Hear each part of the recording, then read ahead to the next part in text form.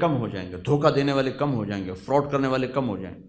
سارے بازار کا رخ فراڈ کا ہے، لہٰذا اچھے خاصے نیت والے کی نیت خراب ہو جاتی ہے۔ ہمارا ایک دوست نہیں، مجھ سے سینئر تھا ہاسٹل میں، رشید نام تھا، بہت پڑھتا تھا، تو میں اس کے کمرے میں گیا تو ایڈی ساری تالی لائی ہوئی، ایڈی ساری، کوئی میرا خیال 54-58 ہوئے گا۔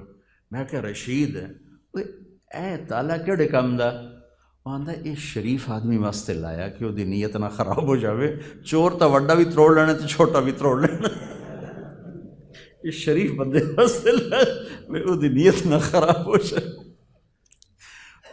تو جب بازار غلط ہوتا ہے تو شریف آدمی بھی تالے توڑنے بیٹھ جاتا ہے۔ تو پہلے آپ بڑے تاجر بیٹھے ہو، کوئی اس کو لاؤ، اپنی تجارت کو اپنے نبی کے طریقے پر لاؤ، دنیا بھی آپ کی بنے گی، آخرت بھی آپ کی بنے گی۔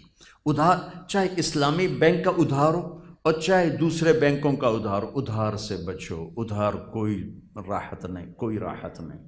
ٹھیک ہے اسلامی بینکوں کا، اب دیکھو کاروبار بڑھانا ہے، اپنے پیسے سے بڑھاؤ، قرضے لے کر کاروبار مت بڑھاؤ، چاہے وہ قرضہ بغیر سود کے ہو، چاہے سود کا ہے تو بالکل ہی کام غلط ہو گیا، اور اگر بغیر سود کے ہے تو بھی قرضہ ہوتا ہے۔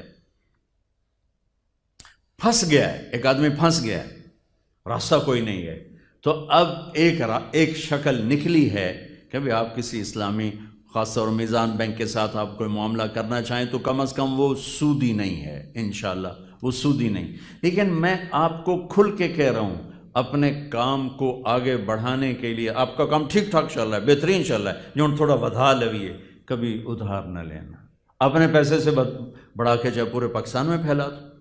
میں کئی ایسے پارٹیوں کو جانتا ہوں 30 40 ارب کا کاروبار کر رہے ہیں، 1 روپیہ کسی بینک کے مقروض نہیں، ایک